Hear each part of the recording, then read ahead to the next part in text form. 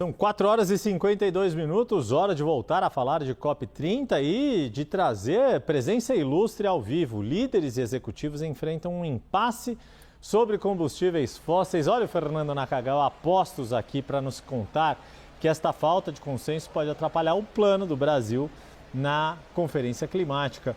Fernando Nakagawa, âncora do CNN Money, nosso analista aqui de economia, o que você nos conta sobre esse mais um desses impasses envolvendo os grandes temas da COP?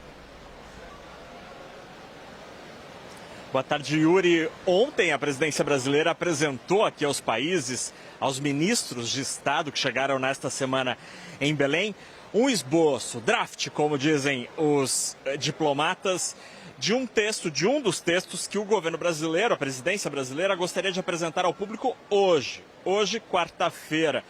Mas há vários pontos de falta de concordância, de falta de consenso.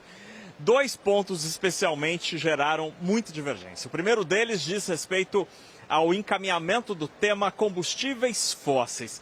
O que o mundo vai fazer com os combustíveis fósseis que têm uma grande pegada de carbono? O Brasil propôs 2 alternativas aos países. A primeira é de uma lenta redução do uso dos combustíveis fósseis. O texto é muito genérico, fala em troca de experiências, fala que os países poderiam aprender um com o outro para tomar, eventualmente, decisões no futuro. A segunda opção é considerada mais forte. Diz que os países poderiam concordar em reduzir gradualmente o uso de combustíveis fósseis com, eventualmente, a adoção de um calendário para esse phase-out, para essa redução da matriz energética fóssil.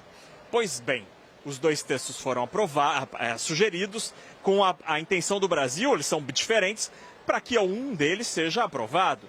Pois os 2 textos, Yuri, geraram reações bem parecidas em países diferentes. Países de diferente natureza rejeitaram as 2 opções. Por exemplo, os países produtores de petróleo e os países mais pobres entendem que seria uma obrigação a mais ter um phase-out para os combustíveis fósseis, ou seja, eles querem continuar usando combustíveis fósseis. Especialmente a Arábia Saudita, que é o grande produtor do planeta. Já outros países, como os europeus, gostariam de ter um texto mais assertivo e acham que a primeira opção, aquela que é mais suave, é muito pouco. E aí surge a terceira opção. A terceira opção é simplesmente um não texto. Está escrito lá em inglês, no text, sobre combustíveis fósseis. Talvez seja essa a opção que vai prevalecer. A outra treta aqui em Belém, Yuri, diz respeito ao dinheiro, ao financiamento climático. Os países continuam com uma divergência bastante grande. E não é só sobre o dinheiro futuro, aquele que vai ser necessário nos próximos 10 anos.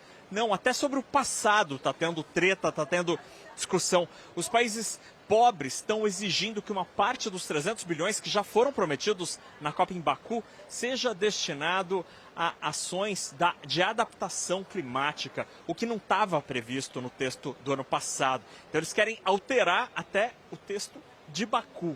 Isso tudo está gerando um segundo impasse na questão climática. Diante disso, existe muita conversa aqui, inclusive com a presença do presidente Lula nesta quarta-feira, Yuri, mas as chances de um texto hoje com consenso, pelo menos nesses assuntos mais polêmicos, ela é pequena, infelizmente.